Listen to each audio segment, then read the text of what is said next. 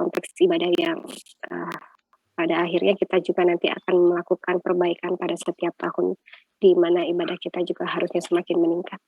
Baik mahasiswa yang saya banggakan, hari ini adalah pertemuan terakhir saya menjelaskan terkait pertemuan ke-7, yaitu mengenai undang-undang. Dan juga kita akan berhadapan dengan UTS setelah Lebaran ya, kurang lebih tanggal 24 ujiannya ya berdasarkan dari RPS yang sudah Ibu berikan kepada mahasiswa.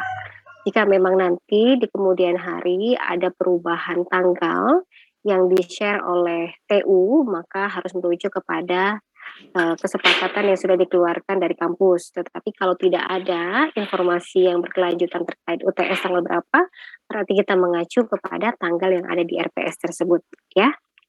Baik, mari kita awali perkuliahan pada siang hari ini dengan bersama-sama mengucapkan basmalah.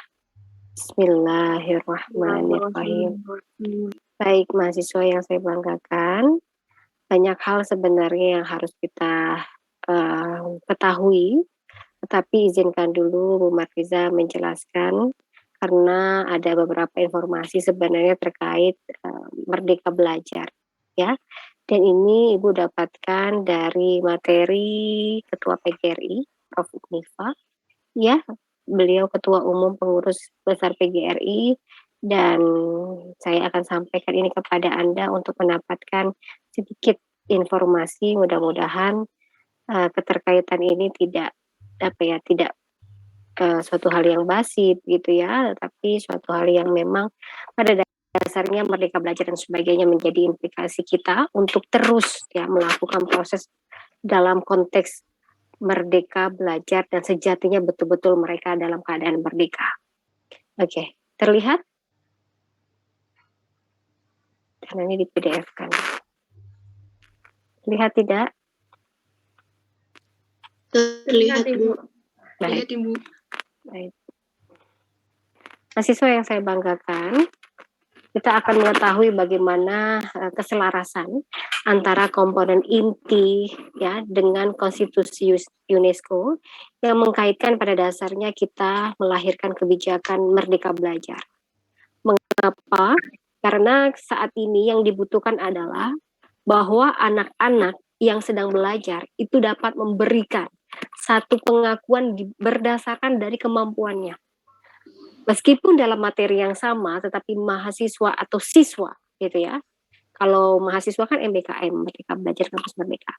Tetapi kalau bicara tentang Merdeka Belajar, sejatinya mereka betul-betul merdeka dengan memberikan satu contoh, ya, keterkaitan bagaimana mereka dapat melakukan sebebas-bebasnya. Contoh, ketika proses pembelajaran di TK, ya, paham ya di TK ya? Terjadi tidak sampai saat ini proses pembelajaran di mana peserta didik saat ini melakukan keseragaman dalam proses pembelajaran. Mengapa demikian? Karena ketika kita mengetahui peserta didik, peserta didik yang selarasnya seharusnya mereka belajar menggunting, belajar mewarnai, belajar menggambar, ya. Tetapi ternyata kita temukan semuanya melakukan kegiatan mewarnai. Di mana hakikat merdeka belajarnya di sana? Gurunya mewarnai gunung, gitu ya. Lalu di bawahnya ada sawah dan sebagainya, dan itu terjadi di zamannya Bu Marliza dulu TK. Sampai dengan saat ini anak-anak TK juga masih melakukan hal yang sama. Jadi sejatinya sebenarnya kebijakan mereka belajar itu sudah terimplementasi atau belum. Nah, ranahnya seperti itu ya. Jadi kalau kebebasan dalam temanya yang sama, contoh, mereka saat ini belajar temanya terkait pemandangan ya, terkait gunung, sawah dan sebagainya. Contoh ya, ada anak yang mau mewarnai, ada anak yang mau menggunting dengan tema yang sama. Ada anak yang mau bernyanyi terkait judulnya gunung, naik-naik ke puncak gunung. Nah, itu yang namanya merdeka. Temanya sama, tetapi pekerjaannya berbeda dalam satu konteks gitu ya. Jadi jangan sampai nanti anak itu sebagai, kita mengajarnya hanya sebatas student center learning atau teacher center learning. Ya, oke. Kita lihat lagi penjelasan di bawah ini. Nah, yang kita bisa lihat bahwa Kemdikbud memiliki 4 kebijakan pendidikan nasional terkait Merdeka Belajar. Kebijakannya adalah USBN menjadi asesmen oleh sekolah di mana penilaian kompetensi siswa melalui tes tertulis dan bentuk penilaian lain dalam bentuk komprehensif. Guru dan sekolah lebih merdeka, ingat ya konteksnya ya, guru dan sekolah lebih merdeka dalam menilai hasil belajar siswa. Oke. Anggaran USBN dialihkan untuk pengembangan kapasitas guru dan sekolah. Mengapa? Karena banyaknya kasus ketika USBN tingkat stres paling tinggi oleh siswa. Karena kelulusan mereka hanya diukur pada USBN. Betul ya? Jadi hakikatnya mereka akan belajar sebetulnya ini akan berdampak kepada inovasi. Ya, jadi anak-anak akan dapat berkreasi dengan kapasitas guru yang sudah juga memaksimalkan kreasinya. Diubah menjadi asesmen kompetensi minimum dari survei karakter, ya. Contoh, kita lihat tidak mengukur penguasaan materi saja.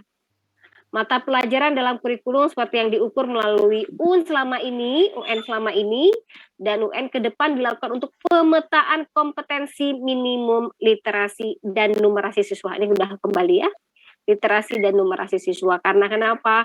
Karena kasusnya ternyata bagaimana kita mau bicara tentang minat baca.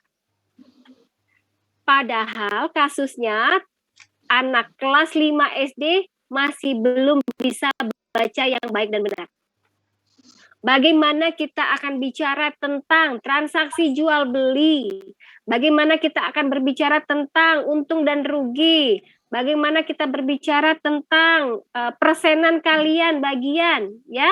Pembagian kalian dan pengurangan, sedangkan tambahannya saja masih belum bisa. Konsepnya adalah dimatangkan dulu kemampuan anak-anak kita supaya mereka melejit dan mampu bersaing secara tingkat internasional.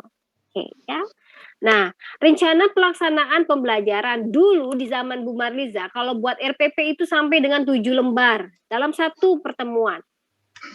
Ya, karena ada evaluasi, metodenya apa saja, selanjutnya nanti asesmennya seperti apa dibuat, skornya bagaimana, jawabannya seperti apa, itu sangat-sangat memang sudah harus dipersiapkan, 7 atau bahkan bisa 5 ya paling minimal.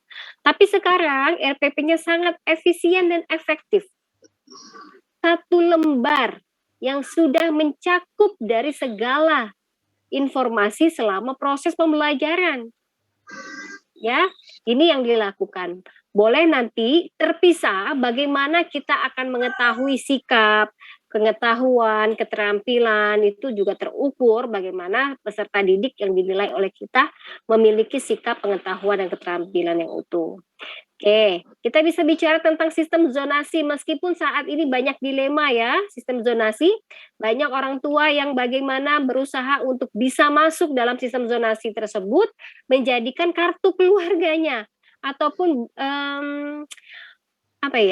yang disampaikan waktu zonasi ini adalah orang tua banyak menggandakan atau menggunakan ya kakak orang lain untuk memasukkan anaknya supaya anaknya bisa sekolah di sekolah sesuai dengan zonasinya.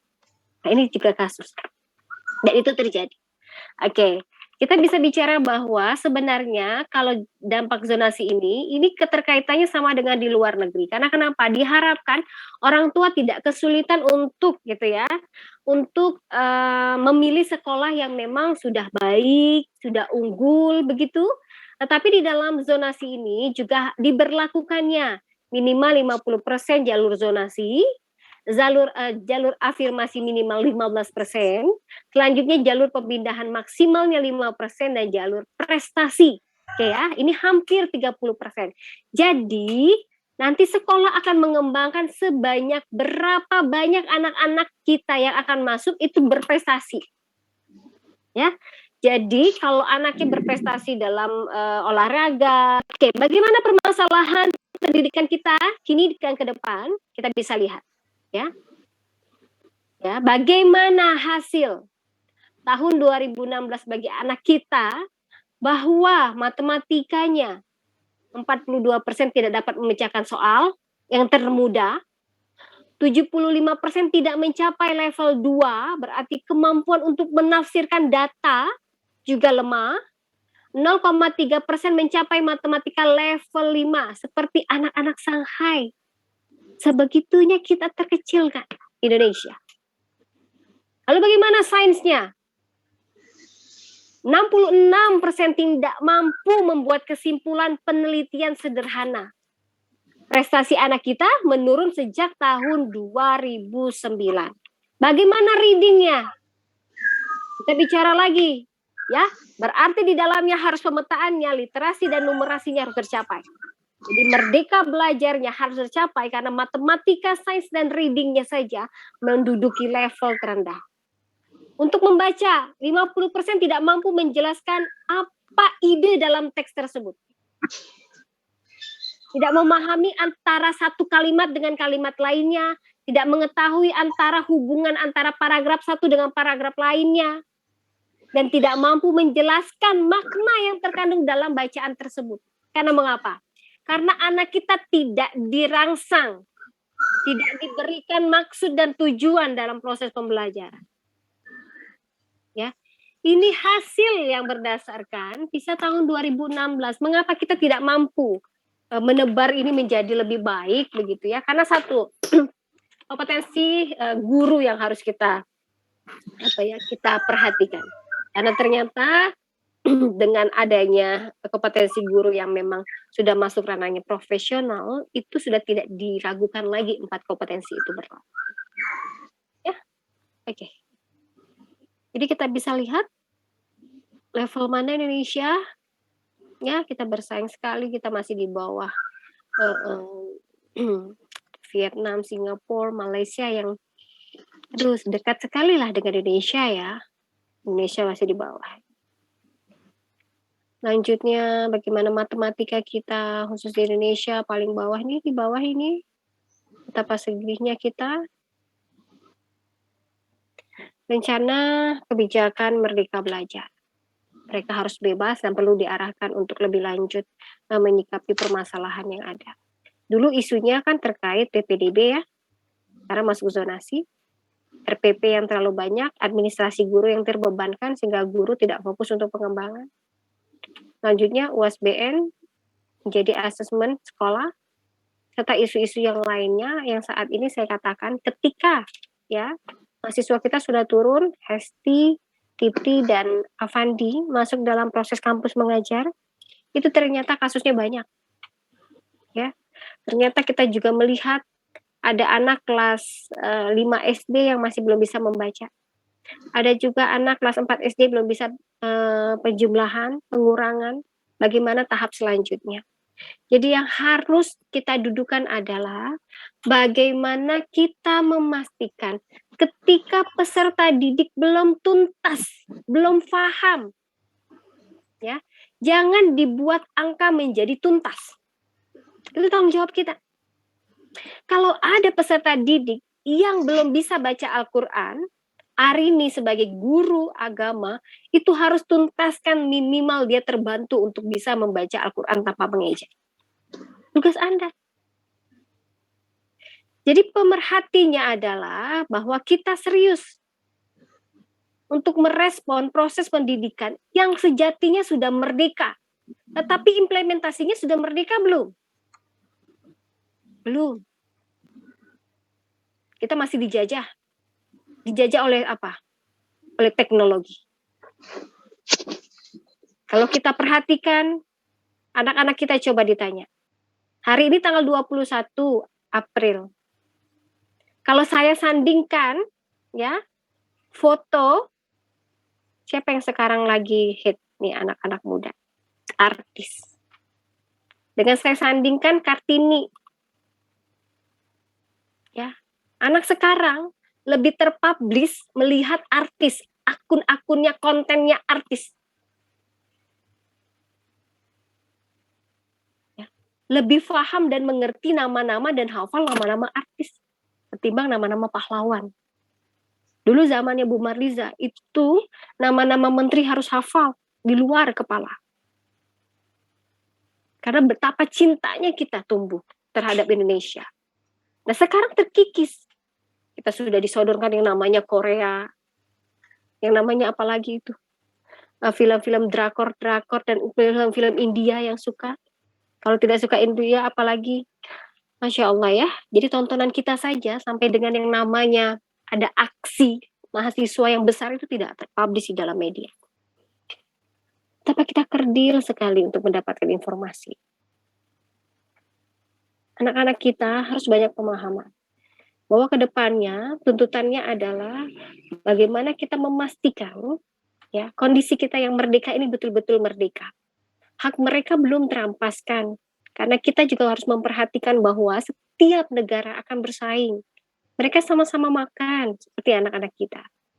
Tetapi yang harus diperlukan adalah asupan gizi mereka, perhatian pendidikan kepada mereka, fasilitas pendidikan, sarana prasarana, kompetensi guru itu sangat mendukung sekali. Oke, Intan, Hesti, Umi, Dewi, dulu pernah tidak Ibu menyajikan sebuah video dari World Bank? Sudah pernah ya? Tidak ya? Udah Bu, kemarin. Oke, kemarin ya. Nah, betapa kita tahu ketika guru tidak efektif dan profesional mengajarkan matematika dengan cara ceramah, aduh, bagaimana coba matematika dengan ceramah? Bisa bayangkan.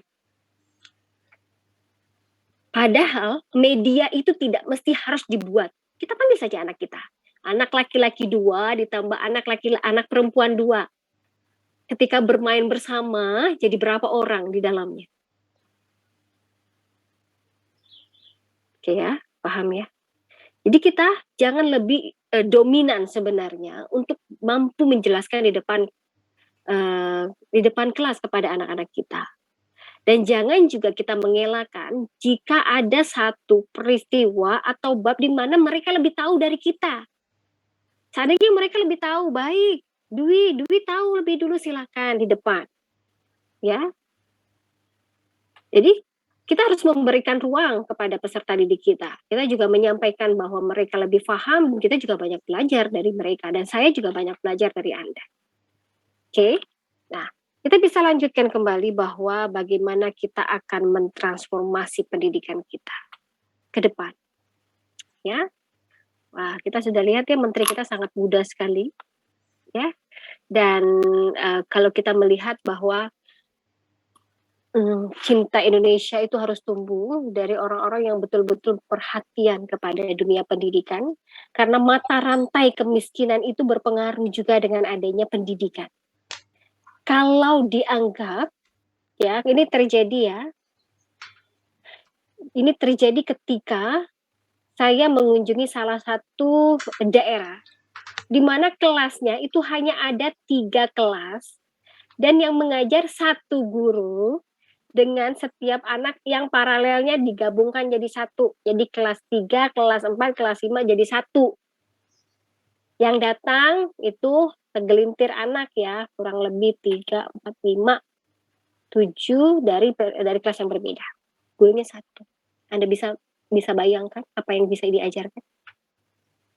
Anda bisa bayangkan apa yang terjadi dalam dunia pendidikan? Dan ada tidak sorotan bahwa ini yang menjadikan negara kita belum maju karena pendidikannya tidak betul-betul serius ditanggulangi.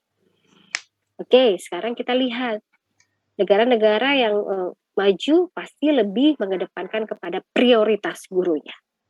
Dari mana? Dari lulusan terbaik universitas. Karena mereka tidak akan ragu lagi. Jika guru SD, guru TK, guru SMP itu profesor, sedangkan di Indonesia profesor itu mengajarnya di perguruan tinggi. Maka konteks mereka sudah sangat-sangat maju. Maka out of the box yang akan mereka berikan kepada anak-anak itu juga sudah berlaku. Gitu, ya. Ya, kita bisa melihat bahwa ada makna pembelajaran sepanjang belajar. Belajar itu tidak mesti harus di bangku sekolah, di bangku perkuliahan, tidak.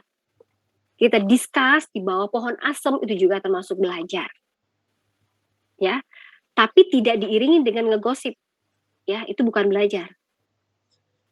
Karena di dalam hakikatnya pembelajaran adalah melihat bagaimana kita dapat merubah cara pandang kita terhadap apa yang diyakini oleh orang lain. Mungkin saja proses pembelajaran yang kita lakukan hari ini sudah usang. Ya, karena dianggap tidak memberikan dampak yang baik kepada peserta didik. Lakukan perubahan. Dan bisa melakukan perubahan siapa? Guru itu sendiri.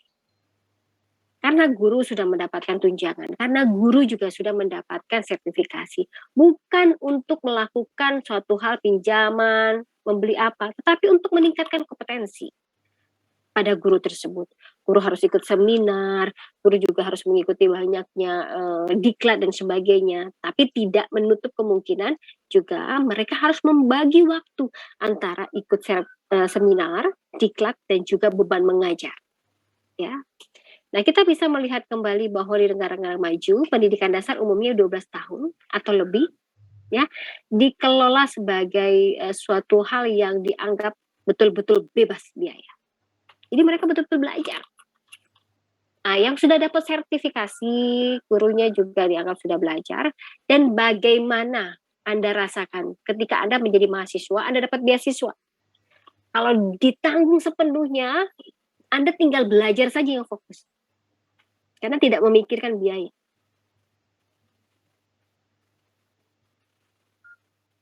Ya. Nah, ketika kita tahu bahwa itu adil, kesehatan, pendidikan dijunjung tinggi oleh pemerintahnya, wah sejahtera itu. Karena dianggap itu merata dan berkeadilan. Ya. Nah, konsekuensinya konteks kurikulum saat ini harus berbasis digital mindset atau disebut digital literacy. Kalau kita melihat bahwa konteksnya pada mindset kita digital, itu juga harus memberi ruang bahwa digital yang kita gunakan itu ya, literasi yang kita gunakan digital tersebut itu memberikan pengetahuan, bukan menumbuhkan kekerdilan pengetahuan.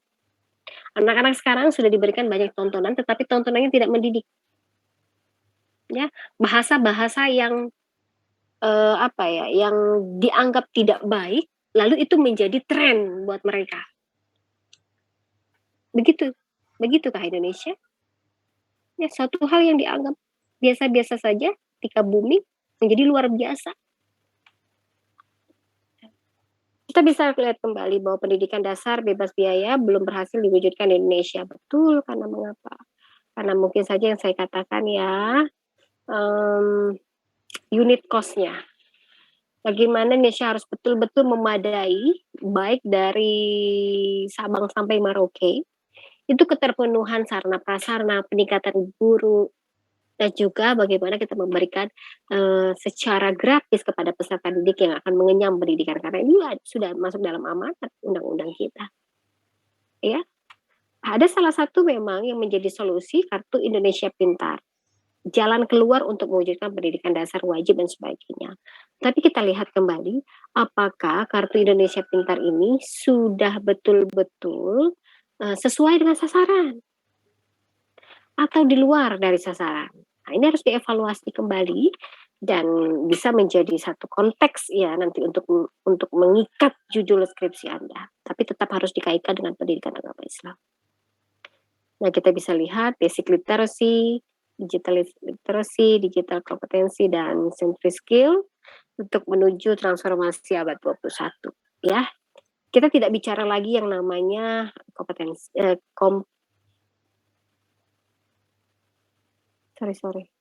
kita tidak lagi berbicara tentang yang namanya kompetisi. Kita tidak lagi berbicara mengenai siapa yang unggul, siapa yang kalah. Kita berbicara yang namanya kolaborasi. Kita bangun yang namanya teamwork. Individual kita juga boleh terbangun, tetapi kita lebih mewujudkan bagaimana menciptakan Indonesia dengan tangan-tangan guru yang begitu berpikir kritis dan kreativitasnya tinggi, dan bagaimana mereka menggabungkan networking-nya. Contoh, Burhanuddin memiliki Facebook, ya. Dalam Facebook Anda tersebut, ketika Anda tahu menjadi guru pendidikan agama Islam di berbagai negara itu punya banyak cara dan solusinya. Anda berteman dengan orang Kairo, ya, berteman dengan pendidikan agama Islam, guru pendidikan agama Islam di negara Jepang, pendidikan agama Islam di negara Qatar dan sebagainya.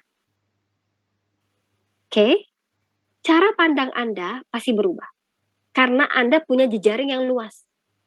Tetapi kalau isinya di dalam Facebook Anda, teman SD Anda, tetangga Anda, keluarga Anda yang sesama Indonesia.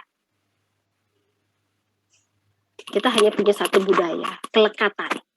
Tetapi kita belum bisa cara berpikir bagaimana negara-negara lain menciptakan cara belajarnya yang mungkin saja lebih menantang dibandingkan Indonesia. Ya.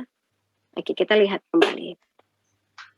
Mutu pendidikan dapat dikonsepsikan sebagai inti dari mutu pendidikan adalah kotak biru ini, mutu kompetensi siswa, literasi dan numerasi, dan mutu siswa yang masuk. Ketika ada mutu siswa yang masuk, berarti ketika peserta didiknya keluar di sini, mampu bekerja dan berusaha. Karena mengapa? Karena mereka sudah mendapatkan konsep di dalamnya. Ya, kotak biru itu ditentukan oleh dua faktor besar, yaitu sekolah dan lingkungan.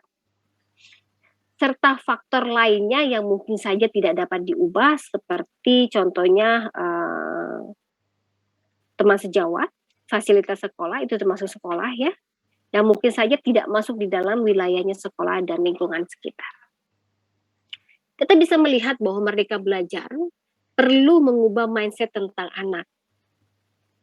Bagaimana caranya? Kemampuan yang dimiliki anak adalah mutlak dan tidak dapat dirubah. Cara tumbuhnya bagaimana?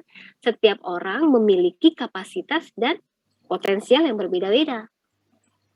Nah, bentuk kekeliruannya seperti apa? Anak menghafal teori. Untuk apa dia hafal teori? Contoh, belajar adalah. Selanjutnya poin keempat, teacher center learning. Yang mana kita lebih dominan. Selanjutnya kekeliruan, bahwa image-nya matematika itu susah. Ilmu sosial itu menghafal. Dan kemampuan literasi dan numerasi kita tidak dilatih sejak kita kecil. Karena dianggap sekolahlah yang bertanggung jawab untuk memberikan kemampuan itu. Ya, oke. Baik, sampai di sini saya jelaskan lagi terkait undang-undang. Kita bergeser sedikit dalam undang-undang yang juga Anda harus ketahui. Karena sebagai guru, itu pasti dituntut untuk tahu. Saya bilang tidak menghafal ya, harus tahu. Dalam Undang-Undang Republik Indonesia nomor 14 tahun 2005. Nomor 14 tahun 2005 mengenai guru dan dosen. Ya, dalam satu kesatuan undang-undang yang terlibat antara guru dan dosen itu sendiri. Yang harus kita garis bawahi adalah di bab 1 pasal 1 yang mengatakan bahwa guru adalah pendidik profesional. Nah, ingat ini, kalau dikatakan tidak profesional ini berbahaya ya. Guru adalah pendidik profesional dengan tugas utama mendidik, ingat, mengajar, membimbing, mengarahkan, melatih, menilai, dan mengevaluasi. Ingat, ada mendidik, ada menilai, dan mengevaluasi. Oke. Jalurnya apa saja? Anak usia dini, pendidikan formal, pendidikan dasar, dan pendidikan menengah. Ya, paham ya sampai di sini ya?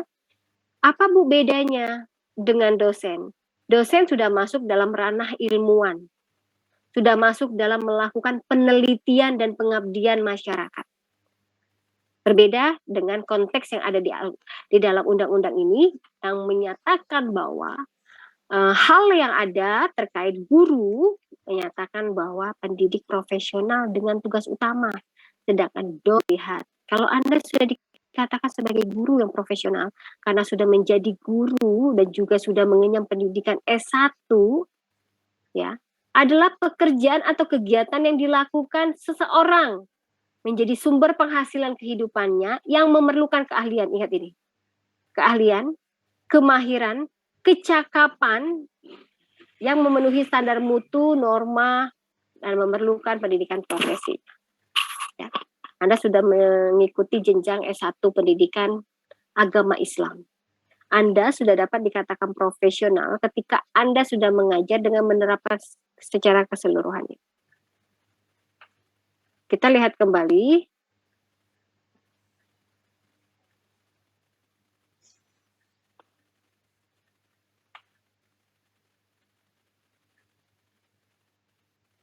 Oke. Nah, di sini kita lihat.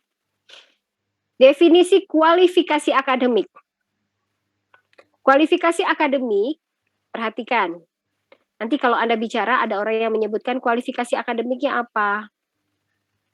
Anda bisa menjawab bahwa ijazah jenjang pendidikan akademik yang harus dimiliki oleh guru sesuai dengan jenis, jenjang, dan satuan pendidikan formal di tempat kita bertugas.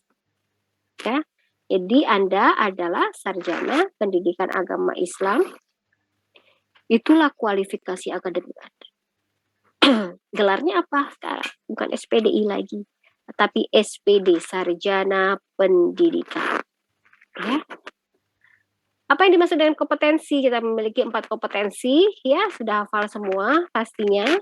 Di mana 4 kompetensi itu adalah seperangkat pengetahuan, keterampilan, dan perilaku yang harus dimiliki dan dihayati dan dikuasai oleh guru dalam melaksanakan tugas profesionalismenya. Mohon dicatat ya, difahami karena nanti UTS-nya adalah sekitar terkait undang-undang ini. Ada yang namanya sertifikasi guru, ada yang namanya sertifikasi dosen, di mana sertifikasi itu adalah pemberian sertifikat terlebih dahulu untuk guru dan dosen, dan juga akan mendapatkan tunjangan berdasarkan masa kerja, golongan, dan sebagainya.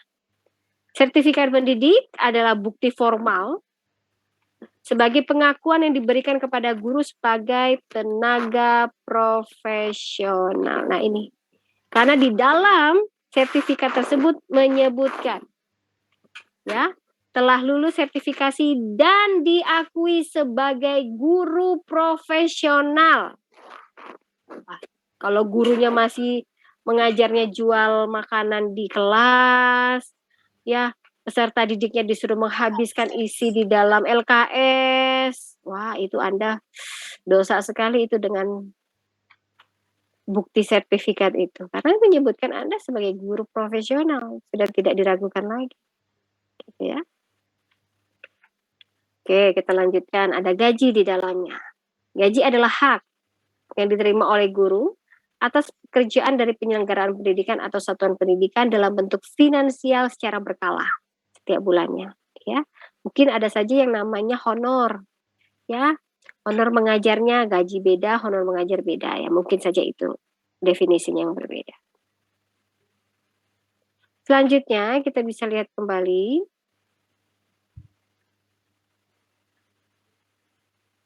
Oke. Kita garis bawahi, pemerintah disebut dalam undang-undang ini adalah pemerintah pusat. Sedangkan pemerintah daerah, ingat ya, pemerintah daerah itu meliputi pemerintah provinsi, pemerintah kabupaten, atau pemerintah kota. Ingat, berbeda dengan pemerintah pusat. Pemerintah pusat yang memang sudah berada di pemerintahan pusat yang ada di pemerintahan di Jakarta ya, kita ya biasanya ya pusatnya ya. Kalau pemerintahan daerah ya berada di daerah dan provinsinya masing-masing. Ibu kota kita ya masuk dalam pemerintahan pusat. Oke, selanjutnya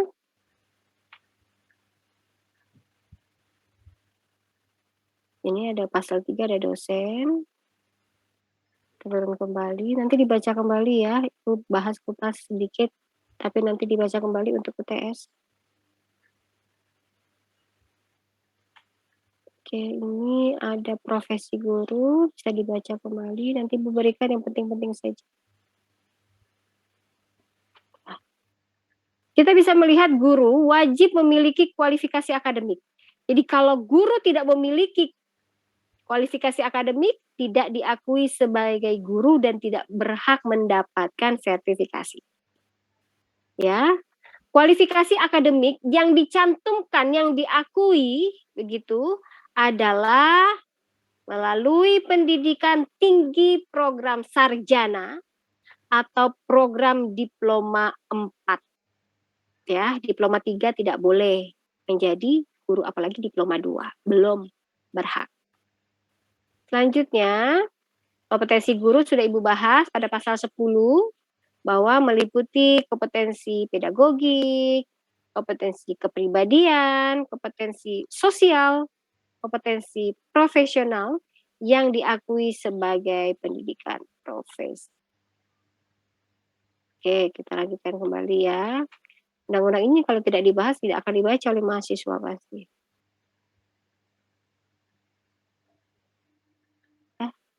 Kita baca bersama-sama supaya tahu. Jangan-jangan sudah di-download tidak dibaca.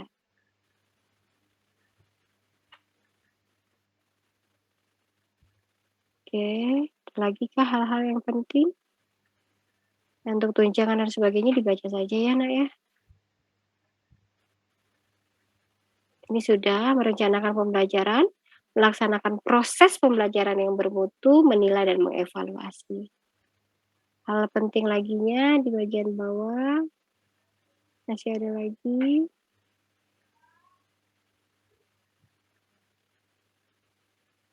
Ini ikatan kerja ya. Ini kita lihat pengangkatan sudah, nanti bisa melalui pengangkatan sebagai guru PNS atau sebagai guru yayasan.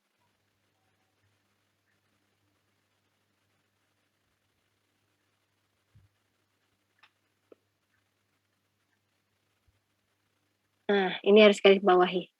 Pasal 27.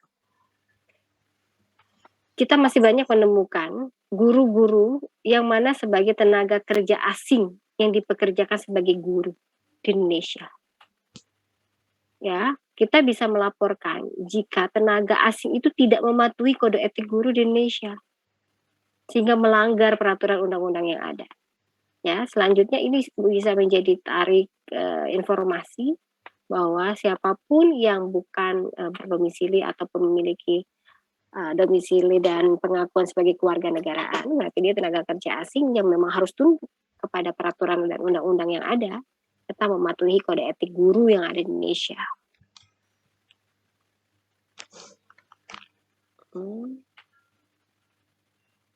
Nah, ini. Ada pasal 30.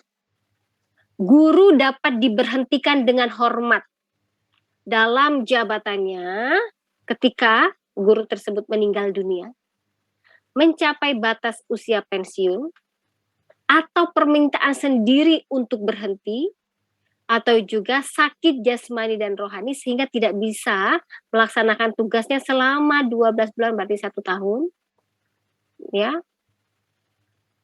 Dan satu lagi, berakhirnya perjanjian kerja atau kesepakatan, itu sudah pensiun. Ya, berakhirnya ya. Nah, guru dapat diberhentikan dengan tidak terhormat. Dilihat lagi. Dapat diberhentikan dengan tidak terhormat dari jabatannya ketika guru melanggar sumpah dan janji jabatannya, melanggar perjanjian kerja kesepakatan antara kedua belah pihak, melalaikan kewajibannya sehingga tidak mengajar selama 1 bulan atau lebih secara terus-menerus, itu bisa diberhentikan dengan cara tidak terhormat. Oke. Selanjutnya, pemberhentian guru karena batas usia pensiun dilakukan pada usia 60 tahun di dalam undang-undang ini ya. Ya. Selanjutnya,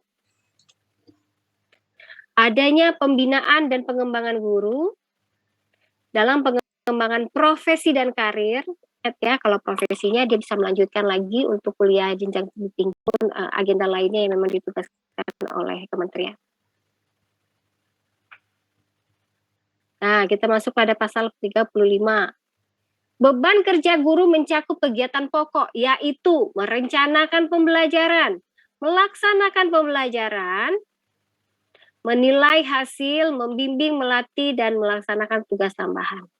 Ya, tugas tambahannya mungkin saja ada yang guru menjadi kepala sekolah, ada guru yang menjadi wakil kepala sekolah dan sebagainya, atau ada guru yang menjadi tim ataupun panitia yang lainnya khusus untuk penilaian akreditasi sekolah. Beban kerja guru sekurang-kurangnya 24 jam tatap muka dan sebanyak-banyaknya 40 jam tatap muka dalam 1 minggu. Masya Allah ya, guru capek sekali ya. Ya, jangan mundur ya Haris jadi guru ya. Bu, lama banget Bu ngajar Bu, 40 jam 1 minggu. Kapan istirahatnya? Ya diatur. Ya, itu kan sebanyak-banyaknya. Sekurang-kurangnya 24. Bu, kalau kurang bagaimana Bu? Seandainya saya mengajar hanya 20 jam. Berarti kita harus mengajukan penambahan jam di sekolah lain. Bu, kalau tidak mau menambahkan jam berarti kita harus memberikan ruang supaya gitu ya, peserta didik kita lebih banyak dan kita mengajar pada kelas-kelas paralel. Begitu ya. Masya Allah, di guru itu luar biasa ya. Nah, guru yang berprestasi juga akan mendapatkan penghargaan ya. 10 tahun, 20 tahun, 30 tahun mengabdi sebagai guru. Guru juga akan mendapatkan cuti dan sebagainya. Guru juga harus ikut dalam keputusan organisasi dan bagaimana kita memastikan bahwa Dewan Kehormatan Guru juga dibentuk dalam organisasi profesi guru. Tolong dibaca kembali ya. Nah, bab 5 sudah bukan bagian guru lagi, sudah masuk wilayah dosen. Jadi yang tadi Ibu berikan informasi tolong dicatat, digarisbawahi gitu ya. Barangkali itu yang akan masuk di dalam UTS nanti. Oke. Nah, setelah masuk dalam UTS nanti, kita pastikan bahwa tidak ada terjadinya keculasan ketika mahasiswa tidak tahu dan membuka undang-undangnya. Saya pastikan Anda untuk membaca. Saya pastikan mahasiswa untuk bisa ikut andil di dalam pemahaman. Karena kenapa? Karena nanti ketika Anda ujian, ketika ujian CPNS, undang-undang ini pasti ada yang salah satu masuk. Ya, dan juga mungkin nanti akan ikut kegiatan lainnya untuk tes-tes kewarganegaraan, tes khusus bidang pendidikan, tes untuk keterkaitan kita mengenai undang-undang, ya, undang-undang keterkaitan kompetensi yang ada di dalam Undang-Undang Nomor 14 Tahun 2005 dan juga ada undang-undang terkait 8 standar ya. 8 standar yang keterkaitan antar kompetensi lulusan ya. Sampai dengan sarana prasarana itu sudah tertuang di dalam standar nasional pendidikan. Bahwa itulah juga menjadi cerminan kita untuk mengukur ketika kita akreditasi nanti mulai dari input, proses dan outputnya peserta didik sehingga mereka akan bisa bekerja sesuai dengan tantangan zamannya. Baik mahasiswa yang saya banggakan, apakah ada pertanyaan sampai di sini?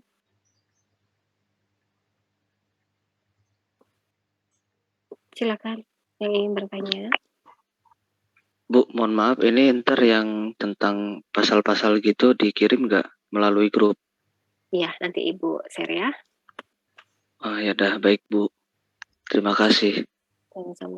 Yang lain siapa yang mau bertanya?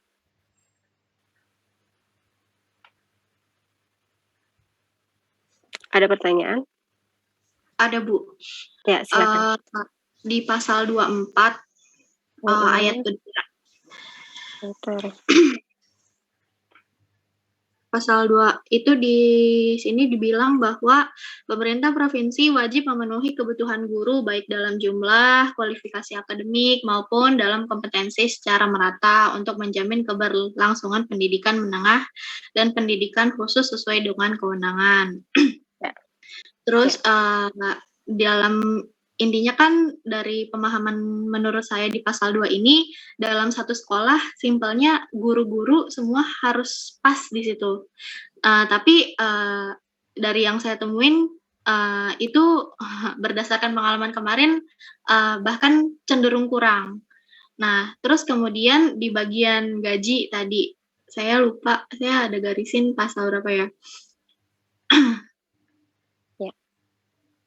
Sebentar.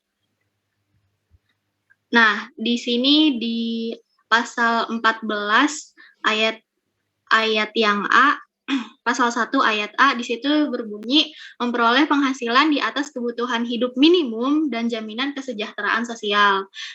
Saya belakangan ini di Twitter rame banget kemarin-kemarin itu viral tentang guru yang kalau nggak salah kalau misalkan mahasiswa main TikTok ya pasti suka ada guru ngambil honor terus kemudian dia videoin ternyata honor selama 2 bulan cuma 340.000. Saya nggak tahu apakah guru tersebut mendapat tunjangan atau enggak.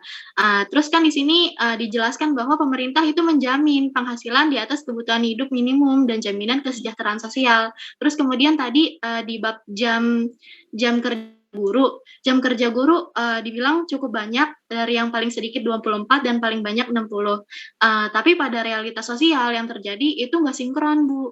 Nah, yang jadi pertanyaan kalau misalkan kita mau bagaimana caranya untuk guru hidup sejahtera, pekerjaannya sesuai, apa yang ia lakukan sesuai dengan kompetensi yang tadi maksimal, tetapi guru emang mau seperti itu, tapi tidak didukung dengan didukung dengan pejabat-pejabat atau pemerintahnya sendiri gitu. Jadi ada ketimpangan dari pasal yang ada. Terus realisasinya juga kurang. Dari yang saya tahu sih kayak gitu. Nah, itu gimana solusinya, Bu? Dan kita sebagai calon guru supaya menguatkan, oh nggak apa-apa, fee-nya segini, tapi kerja lillah, setidaknya kita udah berusaha maksimal gitu, menjalankan kewajiban kita sebagai seorang guru. Kayak gitu sih, Bu. Kurang lebihnya mohon maaf. Baik, terima kasih Hesti. Hesti, kita harus garis bawahi ya, di situ juga ada makna tunjangan profesi. Di mana sebenarnya gaji, tunjangan profesi dan sebagainya itu diberlakukan untuk guru yang diangkat oleh satuan pendidikan, baik pemerintah ataupun pemerintah daerah. Berarti ini kan ada guru yang betul mendapatkan SK yang sudah khusus diberlakukan sesuai dengan kebijakan yang berlaku di dalam pemerintah daerah tersebut. Kalau pemerintah daerah menyatakan bahwa guru honorer hanya mendapatkan 1 juta sebulan, sepakat atau tidak, itu kembali lagi dengan guru yang sudah membuat kerjasamanya, menandatangani kerjasama itu. Sebenarnya gini, guru sudah tahu berapa nominal yang dia akan dapatkan. Tetapi kembali lagi, setiap daerah memiliki ya limit yang berbeda-beda berdasarkan dengan APBD yang mereka masing-masing, gitu.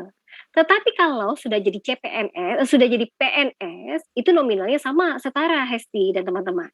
Karena mengapa? Karena sudah ada tabel di mana dengan pangkat, tahun, berapa tahun, saat ini 10 tahun, berarti nominalnya berapa. Betul memang tidak besar. Kurang lebih awal itu 2 juta sekian, selanjutnya kalau sudah sampai dengan 4A itu masuknya 4 juta ya setahu Ibu ya, tahapannya di situ. Tetapi tunjangannya yang besar. Guru itu sebenarnya. Tunjangannya adalah ya tadi ada kalau yang PNS kan ada tunjangan kinerja, di luar dari gaji loh. Ya, tunjangan kinerja. Terus lagi nanti kalau ada yang namanya dulu ada remunerasi, sekarang jadi tunjangan kinerja. Dan selanjutnya juga ada yang namanya sertifikasi. Sertifikasi itu nggak kembali ke sekolah. Itu semua masuk ke rekening guru masing-masing. Jadi tidak dipangkas oleh sekolah dan sebagainya. Jadi meskipun guru dapatnya gajinya 300, tetapi kalau dia lulusannya, ini kalau swasta ya, dia dapat sertifikasi dengan golongan dia 3B, contoh ya, itu dapat 2 juta, 2 juta kali 6 bulan berarti 12 juta. Begitu. Jadi tidak mengikuti gaji atau honornya dia, Hesti. Ketika merekrut guru pasti ada yang namanya informasi gaji, tunjangan, THR dan sebagainya. Gitu. Yang tidak sama, ya. Katanya demikian. Yang paling tinggi itu adalah di DKI Jakarta, gitu. Katanya demikian. Tetapi kalau dilihat lagi UMR, gitu ya. UMD-nya Bekasi tidak jauh beda dengan yang namanya DKI. Tapi kita kembalikan lagi, Bu, kok gaji guru lebih rendah dibandingkan anak-anak SMA yang jaga Alfamart ya, Bu ya? Mereka sudah 3,9 loh. Sedangkan kita pendidikannya S1 cuma dibayar 300. Gitu. Oke, sekarang saya tanya. Ketika kita tahu bahwa pendidikan itu adalah investasi, Anda percaya tidak dengan gaji 300 itu kemudian hari bisa menjadi 30 juta? Percaya. Tetapi kalau UMR tidak begitu naiknya dalam masa transisi yang lama. Tapi kalau guru cepat, ada tunjangan, nanti ada hal-hal lain lah yang bisa diurun-rembukan ketika di sekolah. Gitu ya. Ada honor mengawas, ada honor membimbing, ada juga honor untuk pendampingan dan sebagainya. Gitu. Ya. Selanjutnya ya saya tidak tahu ya kalau yang lain-lain ya gitu. Tapi yang jelas saya merasakan hal itu dari yang tadi hanya 3% sekarang menjadi 30% gitu. Tapi tidak bisa dirasakan langsung ya. Virial seandainya baru lulus hari ini. Besok bekerja, saya dapatnya cuma 1 juta Bu Mariza. Kita lihat nanti 10 tahun kemudian, masih tidak dengan nominal 1 juta. Saya rasa sudah lebih dari itu. Karena kenapa? Orang percayanya ketika kita sudah menambahkan ya kemampuan kita untuk mengajar. Cara kita untuk mengembangkan.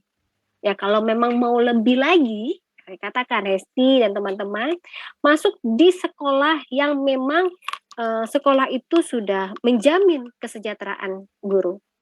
Ada yang namanya sekolah berbasis Singapura, kurikulum Singapura. Konteksnya adalah anak-anak yang diajarkan adalah anak yang memang orang tuanya bekerja di sini tetapi keluarga negaraan Singapura. Yang anaknya masuk 80 juta sekolahnya. Gurunya berapa gajinya? Gurunya gajinya 35 juta sebulan.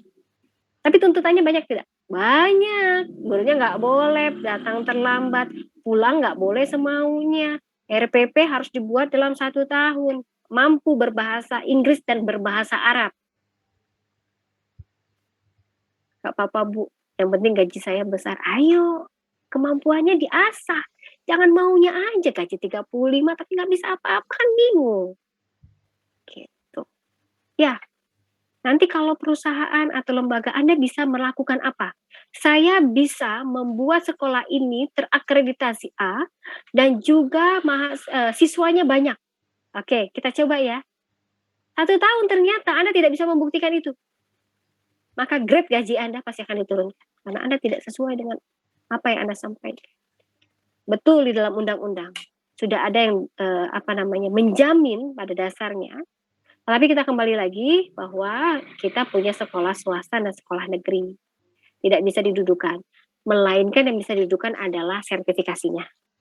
Tunjangannya. Tapi kembali lagi kepada anggaran APBD ataupun APBN yang ada. Gitu ya. Tapi tetap gajinya 1 kali pokok gaji guru. Ya betul. Untuk sertifikasi adalah 1 kali gaji pokok guru. Itu tidak lihat gaji kita berapa di yayasan. Tapi mengikuti aturan 1 kali gaji guru yang diangkat oleh pemerintah. Gitu ya. Gitu ya Sti ya. Iya Bu, baik, terima kasih. Berarti dalam dua kondisi ya Bu, kita dipegang sama yayasan dan kita dipegang sama pemerintah negeri. Terus kalau Ya, misalkan dari untuk gaji atau fee itu sendiri tergantung bagaimana, apakah kita udah diangkat jadi PNS atau CPNS, itu udah ada penetapannya. Terus kemudian kalau misalkan kita belum, nah itu diatur sesuai dengan anggaran daerah masing-masing. betul. Oke, Karena pada makasih dasarnya banyak Bu. gini, honor itu tidak masuk di dalam rekapan gaji. Karena yang dikeluarkan oleh pemerintah adalah gajinya guru yang memang sudah diangkat. Nah, ini kontribusinya bahwa memang kita kekurangan guru. Berarti kita harus bertanya kepada guru tersebut apakah mau 1 bulan hanya dibayar 300, tapi dijanjikan 2 tahun kemudian pertama kali yang akan diajukan sebagai PNS guru tersebut. Itu banyak yang mau. Gak apa-apa Bu, saya 300.000 sebulan, tapi 2 tahun kemudian saya diangkat jadi PNS. Berarti mereka tahu prospek ke depannya.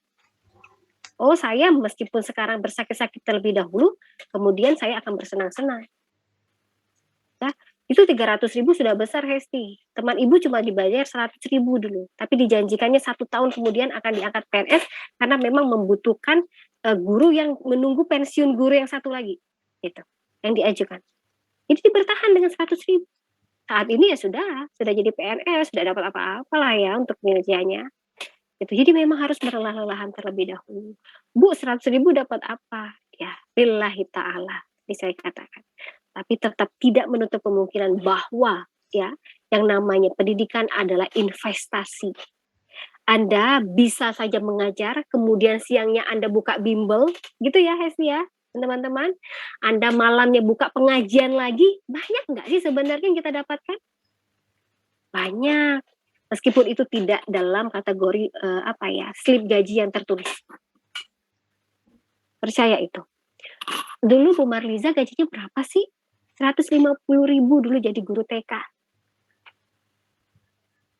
Kalau sekarang Bu Marliza bisa nerima 15 juta, bukan hanya sebatas sebagai dosen, tetapi sebagai asesor, sebagai yang lainnya, itu karena yang di bawah tadi pijakannya.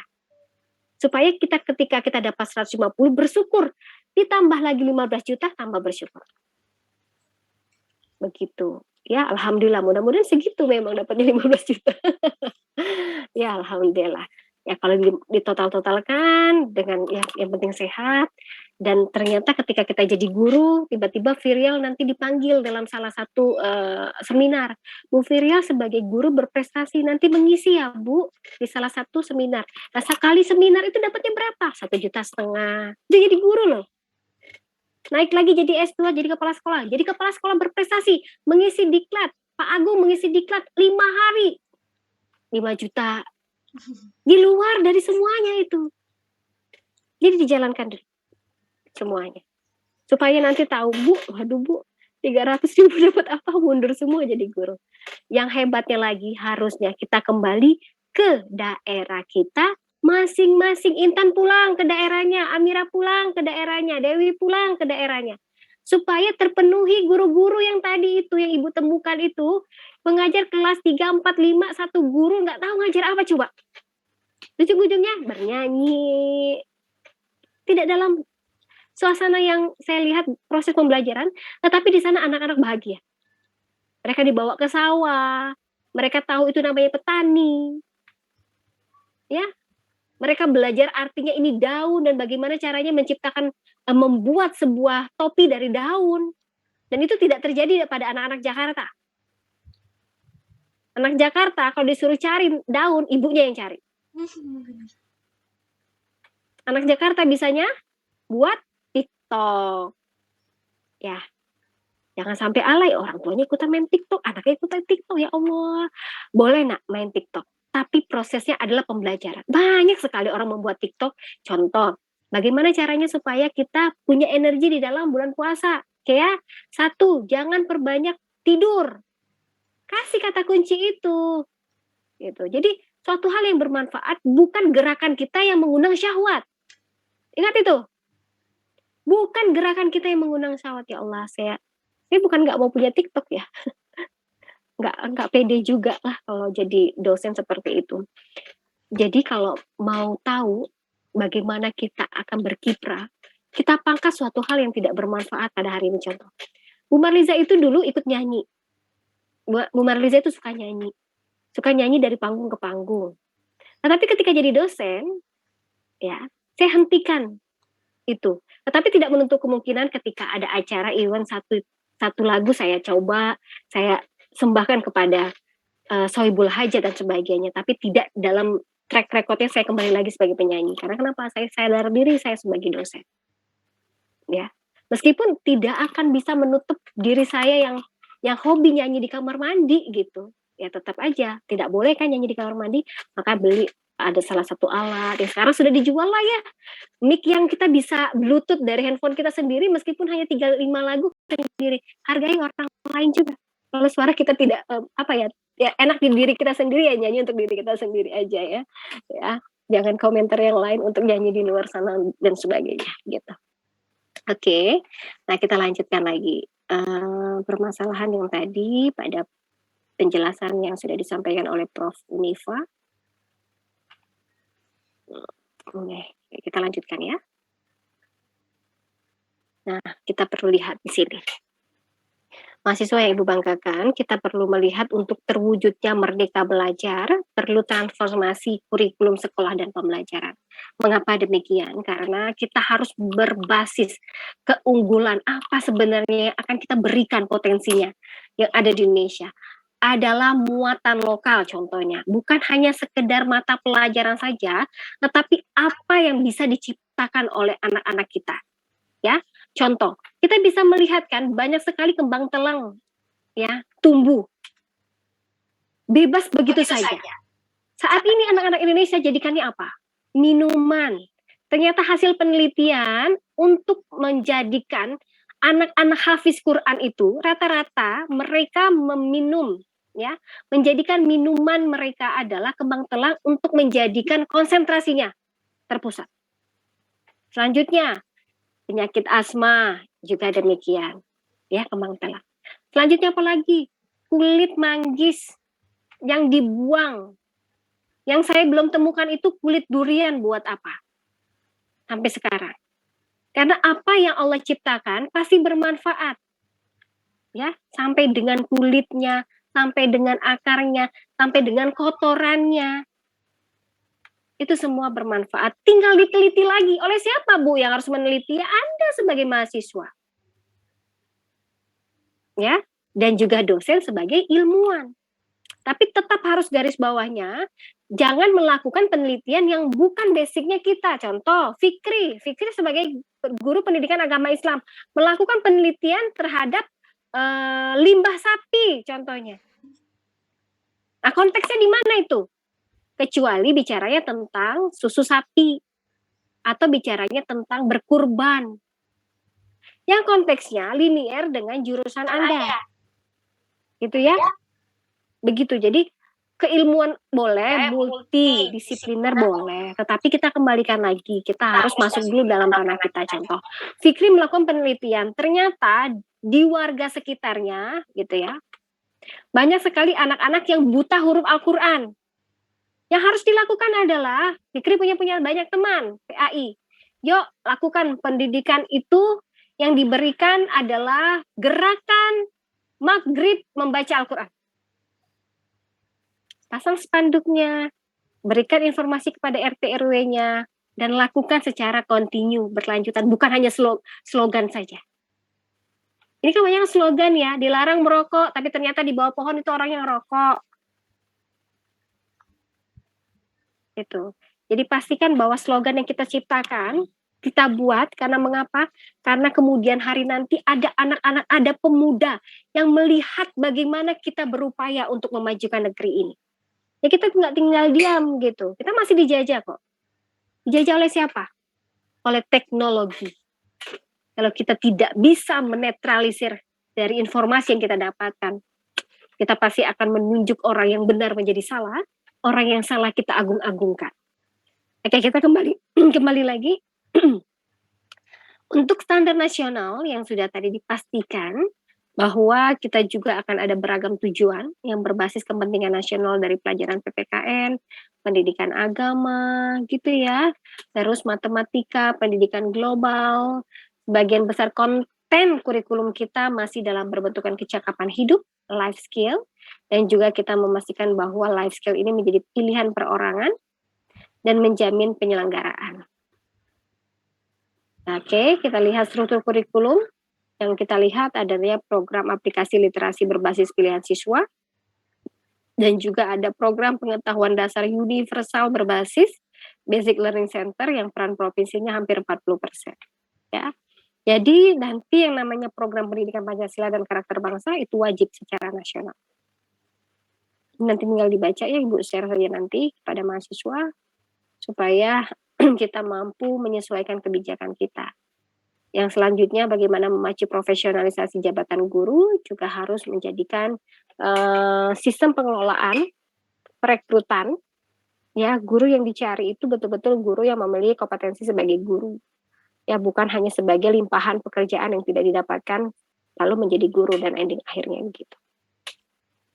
Oke, ini banyak sekali kita bisa melihat asumsi otonomi sekolah, ada mutu pendidikan yang tidak diukur dari para siswa. Ada juga namanya perlu adanya transformasi ujian nasional dan bagaimana mutu pendidikan nasional menjadi satu kebijakan yang kita bisa banggakan kepada negara lain. Di mana dulu? Ya dari Olimpiade. Masyarakat kita itu pintar-pintar loh. Tapi kembali lagi bagaimana ya pemerintah membackup, memberikan pengakuan dan memastikan bahwa ketika mereka berprestasi, mereka betul-betul harkat dan martabatnya dijunjung dengan tinggi. Jangan sampai nanti pahlawan bangsa itu nggak punya rumah dan sebagainya. Nah ini kebijakan di DKI Jakarta ya. Jadi untuk para pahlawan, mulai dari guru, dosen gitu ya, semua yang berjasa lah untuk Indonesia, pahlawan-pahlawan itu tidak dipungut apa PBB-nya atau apa gitu oleh Pak Gubernur DKI Jakarta. Ini kan terobosan ya. Kalau menurut saya apresiasi untuk menjadikan ini supaya orang-orang yang merasakan menjadi pahlawan di Indonesia itu sendiri sebagai guru, dosen, ataupun sebagai prajurit dan sebagainya yang dulu mengawal arti kemerdekaan ini, itu kita bisa melihat bahwa mereka tetap berjalan selayaknya, perlakukan selayaknya manusia yang ada di Indonesia. Baik, mahasiswa yang saya banggakan, ada pertanyaan lagi yang lain? Halo Bu. Ya, silakan Taufik. Saya ingin bertanya mengenai tadi yang sudah Ibu jelaskan mengenai pertanyaannya Hesti tentang pengangkatan guru PNS ya Bu. Ya. Tadi kan Ibu bilang banyak pada zaman waktu Ibu itu banyak teman-teman Ibu sendiri yang ya berpenghasilan sebulan 100.000 tapi nanti dijanjikan 2 tahun kemudian untuk bisa menjadi PNS secara langsung gitu Bu ya. Dalam tes tapi tetap maksudnya begini, saya potong ya.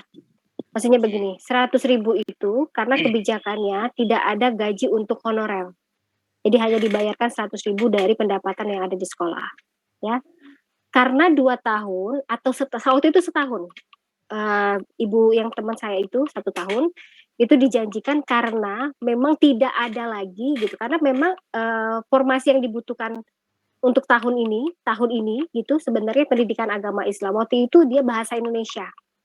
Nah, bahasa Indonesia itu memang dibutuhkan dan akan diajukan dari sekolahnya hanya 1 orang ibu itu. Jadi memang sudah waktu masuk dalam list untuk diajukan PNS-nya. Sehingga memang harus menunggu salah satu guru yang memang sudah pensiun di tahun ini dan tahun depan dia diajukan oleh sekolah dan tetap mengikuti seleksi, ingat itu. Tetap mengikuti seleksi sebagai PNS. Begitu Mas Taufik. Iya Bu, tapi kalau yang yang menjanjikan itu disebut calo bukan sih Bu? Gimana? Yang menjanjikan PNS itu disebut calo bukan? Kalau kepala sekolahnya yang memastikan dengan runutnya menjelaskan bahwa formasi yang akan diterima itu adalah bahasa Indonesia, matematika, biologi, itu bukan calo karena tidak minta dibayar. Ingat, kalau calo adalah ada fee. Taufik, kalau kamu nanti mau jadi CPNS, sini berkas-berkasnya dengan biaya 5 juta. Selanjutnya nanti pemberkasan bayar 50 juta. Nanti kalau dinyatakan untuk berkas dan Anda dinyatakan lulus, maka Anda harus membayar 150, itu baru namanya calo. Iya Bu, saya kira tuh model seperti itu karena kan dengan kasus artis kan, ya. Dengan kasus artis ya, iya. Masalah kasus itu. Jadi kan bukan. Udah lagi juga kan saya kira juga tadi Ibu kan saya kira itu tidak ada tesnya juga. Jadi ada tesnya tetap. Iya, makanya saya berpikir masa iya nggak ada tesnya, padahal zaman sekarang ini kan masuk PNS itu ada tesnya ya? Gitu. Betul sekali, dari dulu sampai sekarang ada tesnya, Nak. Iya Bu, mungkin di UNJ ya. Tetapi di UNJ itu pasti akan mendahulukan dosennya terlebih dahulu. Contoh, bagaimana? Contoh, Bu Marliza adalah dosen yang baru masuk di UNJ dengan status dosen tidak tetap. Yang didahulukan adalah dosen tetapnya dulu. Untuk diajukan sebagai CPNS. Ya, negosiasinya adalah bagaimana ketika nanti untuk meloloskan itu harus tetap bekerja, harus belajar. Dan ada masanya untuk tidak lulus. Pernah teman saya pernah mengajar di salah satu universitas, dia berlomba dengan pesaing-pesaing lainnya, gitu ya, ibarat kata berlomba dengan pesaing-pesaing lainnya, dinyatakan tidak lulus karena yang dipilih hanya satu formasinya, yang dia menunggu lagi tahun depan. Begitu. Jadi tetap karena bukan dari universitas, bukan dari rektornya yang memutuskan, tetapi ada badan yang betul-betul penyelenggara yang memang saat ini kan sudah pakai sistem CAT ya, gitu ya, CIT gitu, tetapi itu juga harus dideteksi dini. Kenapa? Karena kita harus betul-betul belajar dan membaca soalnya dengan seksama, karena skornya bisa langsung keluar pada hari itu juga. Jadi sebenarnya untuk calo, untuk kita mengakui kita bisa lulus dan sebagainya, itu sebenarnya banyak sekarang itu yang sudah murni PNS-nya. Berbeda dengan zaman-zamannya dulu Bu Marliza ya, banyak itu calo-calo. Kalau sekarang sudah jarang ya. Jarang, meskipun memang kita temui kasus artis gitu yang menjanjikan untuk PNS, tapi nyatanya tidak jadi juga kan PNS-nya. Akhirnya ya mengadopsi dan membuat sebuah kertas pengakuan sebagai PNS, tapi itu abal-abal. Oke, tapi kalau calo itu pasti ada berbayarnya. Seperti kita beli tiket, harga tiket 350, dengan calo berapa? 450, karena kita perlu. Akhirnya kita beli. Kalau kepala sekolah, kepentingannya untuk apa? Kepentingannya supaya adanya pengganti, supaya dapat guru yang memang sudah sesuai dengan dan paham arti dari budaya sekolah itu sendiri. Boleh dong diperjuangkan, ya, diperjuangkan, dimonitor oleh sekolah supaya guru itu tetap kembali di sekolah tersebut. Gitu. Bu, kalau seandainya guru tersebut sudah diangkat lulus Bu PNS, penempatannya ternyata di situ. Tapi tetapi setelah dia lulus, dia menikah. Setelah menikah gitu ya, dibawa suaminya ke daerah. Boleh pindah nggak Bu? Boleh nggak? Boleh nggak pindah? Ayo jawab. Boleh ya Bu? Boleh ya Bu? Boleh. Ada syaratnya tidak? Taufik nih PNS, istrinya PNS juga, tetapi Taufik di Jakarta, istrinya di Papua. Boleh. Dengan syarat minimal 5 tahun sudah mengabdi di sekolah tersebut, atau 2 tahun dengan syarat terdesaknya. Ya, ada persyaratan lain. Mohon maaf, bukan terdesaknya. Ada permohonan ikut suami. Ya, ada permohonan ikut suami dan memastikan kuotanya, formasinya di Jakarta ada yang menampung ataupun ada yang memang menyambut dari guru tersebut, kebutuhan dari guru tersebut. Tetapi kalau belum ada sambutan, belum ada yang menarik guru tersebut untuk dipindahkan ke sekolah yang mana, sampai kapanpun tidak akan bisa dipindahkan. Boleh. Ya, apalagi kalau suaminya PNS. Itu. Tapi kalau kita mau pindah karena alasannya rumah kita di sana, itu sulit. Biasanya yang paling cepat adalah ikut suami atau ikut istri. Gitu. Ya. Nah, salah satu syaratnya supaya bisa PNS, lihat status akreditasi dari perguruan tinggi Anda dan prodi Anda. PNS yang bisa melamar PNS adalah terakreditasi minimal B. Yang C nggak bisa. Itu baru yang kemarin ya Ibu dapatkan ya. Jadi Bu, kalau kita akreditasinya C nggak bisa Bu ngelamar jadi PNS, ya nggak bisa. Alhamdulillahnya prodi kita sudah terakreditasi B dan Anda bisa gunakan akreditasinya pada tahun yang akan datang ya. Tahun ini sudah mulai menyusun ya. Oh, belum baru proposal ya. Tahun depan. Berarti masih berlaku. Akreditasi kita itu berlakunya sampai 2026 baru diakreditasi kemarin. Jadi masih bisa digunakan akreditasinya. Ya, jadi berbanggalah. Maka daripada itu, suatu hari nanti ketika Anda akan menyekolahkan keluarga Anda, lihat akreditasi lembaganya. Itu penting. Ya, karena pengakuan pemerintah bagaimana kita diakui itu karena tunduk dan aturan terhadap kebijakan yang berlaku. Akreditasi di UIA juga ada yang C, tetapi kami juga perlu peningkatan dan juga perlu support dari beberapa stakeholder. Kenapa itu sulit? Karena ya tadi keterbatasan dengan peminatnya dan sebagainya. Bu, mengapa Bu PAI kok belum bisa A? Gitu. Karena dulu belum ada yang doktor. Kedua, masih belum sempurnanya sistem sarana dan prasarana kita. Kita masih punya satu lab saja. Belum ada yang lain-lain. Gitu. Terus dulu kita masih banyaknya asisten ahli. Asisten ahli itu jabatan dosennya. Kalau dosennya semua profesor, doktor, itu insya Allah bisa. Ranahnya lebih tinggi lagi. Doakan saja ya, insya Allah kedepannya bisa lebih baik lagi. Begitu. Kita harapkan demikian supaya universitas kita juga bisa naik grade-nya. Dan alhamdulillahnya di UIA ada satu yang terakreditasi A yaitu KPI. Dan kita juga cukup berbangga hati karena itu membantu sistem kita ketika akreditasi nanti. Baik, sampai di sini. Ada yang mau bertanya? Miftahul Jannah? Lillah, lu